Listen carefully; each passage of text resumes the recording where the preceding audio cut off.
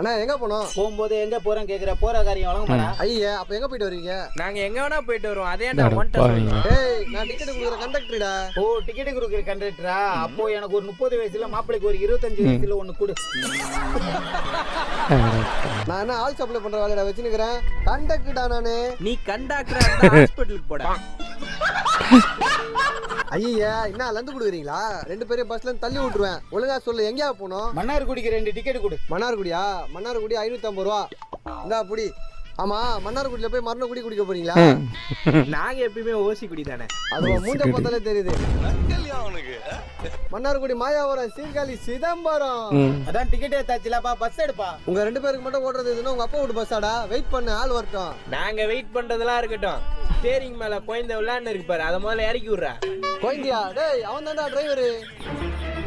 வணக்கம்டா மாப்ள, ஸ்டேரிங்ல இருக்கு. ஸ்டேரிங்